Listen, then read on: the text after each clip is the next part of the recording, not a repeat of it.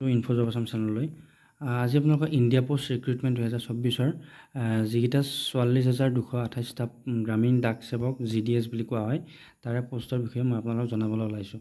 India পোষ্টৰ ফালৰ পৰা নতুনকৈ ওলাইছে গ্ৰামীণ ডাক সেৱক আৰু যিটো আপোনাৰ ব্ৰাঞ্চ পোষ্ট মাষ্টাৰ আৰু যিটো ডাক সেৱক ইয়াৰে টোটেল পোষ্ট আপোনালোকৰ 44,228টা পোষ্ট ওলাইছে আৰু পোষ্ট ইন আসাম অৰ্থাৎ অসমত কিমানটা পোষ্ট আছে 896টা। ঠিক আছে, ইয়াতে আপোনালোকে চাই থাকিব টোটেল পোষ্ট এইটো আৰু অসমত আপোনালোকৰ কিমান পোষ্ট আছে সেইটো হৈছে 896টা পোষ্ট আৰু এইটো আপোনালোকৰ ইণ্ডিয়া পোষ্টৰ অৰ্গেনাইজেশ্যনৰ ফালৰ পৰা ওলাইছে।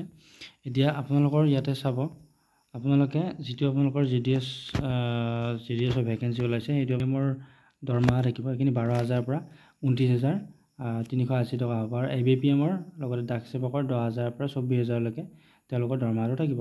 এলিজিবিলিটি ক্ৰাইটেৰিয়া ফালৰ পৰা ইণ্ডিয়া পোষ্টৰ যদি চাবলৈ যায় এজ লিমিটটো আপোনালোকৰ 18 বছৰ তলত হ'ব নোৱাৰিব আৰু 40 বছৰৰ ওপৰত হ'ব নোৱাৰিব। এজ ৰিলেক্সেশ্যনটো ST SC কাৰণে 5 বছৰ, OBC কাৰণে 3 বছৰ, PWBD আৰু আনৰিজাৰ্ভৰ কাৰণে 10 বছৰ, PWB OBC কাৰণে 13 বছৰ, কিন্তু PWBD ST SC কাৰণে 15 বছৰলৈকে ইয়াতে আপোনালোকৰ ৰিলেক্সেশ্যন থাকিব।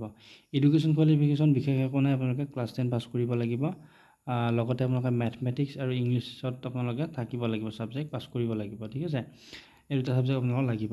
লোকেল লেংগুৱেজ আপোনালোকে জানিব লাগিব, আপোনালোকৰ লোকেল লেংগুৱেজ এটলিষ্ট আপোনালোকৰ 10ত আপোনালোকে পাব লাগিব। ঠিক আছে, ইয়াৰ পিছত আধাৰ ক্ৰাইটেৰিয়া ফালৰ পৰা যদি ইয়াৰ আধাৰ ক্ৰাইটেৰিয়া চাবলৈ যায় তেনেহ'লে 1 নম্বৰ আপোনালোকৰ নলেজ অফ কম্পিউটাৰ অৰ্থাৎ কম্পিউটাৰ নলেজ থাকিব লাগিব, নলেজ অফ চাইক্লিং অৰ্থাৎ চাইকেল চলাব জানিব লাগিব। এপ্লিকেশ্যন ফিজটো আপোনালোকৰ আনৰিজাৰ্ভ আৰু OBC কাৰণে 100 টকা আপোনালোকে এপ্লিকেশ্যন ফিজ হিচাপে দিব লাগিব আৰু ST SC কোনো ধৰণৰ পইচা দিব নালাগে, লগতে ফিমেলেও দিব নালাগে। PWBৰ কাৰণে ট্ৰেন্স ওমেনৰ কাৰণে কোনো ধৰণৰ ইয়াতে এপ্লিকেশ্যন ফিজ নাই আৰু যিসকলে ফিজ পে'মেণ্ট কৰিব লাগিব তেওঁলোকে UPI net banking credit debit কাৰ্ডেৰে আপোনালোকে কৰিব পাৰে। এতিয়া এপ্লাই কেনেকৈ কৰিব? এপ্লাই কৰিবৰ কাৰণে আপোনালোকে চিম্পলি ইণ্ডিয়া পোষ্ট অফিচৰ অফিচিয়েল ৱেবছাইটত যাব লাগিব। তাত আপোনালোকৰ 15 জুলাইৰ পৰা আবেদন ষ্টাৰ্ট হৈছে, লাষ্ট ডেট আপোনালোকৰ 5 আগষ্টলৈকে আছে। এতিয়া আপোনালোকৰ আজিৰ বাবে আছিলে এইটো চাকৰি খবৰ, আপোনালোকে অতি সোনকালে আপোনালোকে আবেদন কৰি লওক, কাৰণ আপোনালোকে যিমানে সোনকালে আবেদন কৰিব সিমানে আপোনালোকৰ কাৰণে ছাৰ্ভাৰ ইছ্যু বা কিবাকিবিৰ কাৰণে আপোনালোকৰ প্ৰব্লেম নাথাকিব।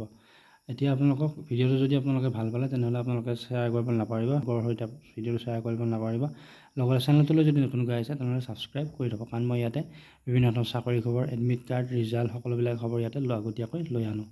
আশা কৰোঁ ভিডিঅ'টো ভাল পালে। তো আজিলৈকে এইখিনিয়ে, ধন্যবাদ, জয় অসম।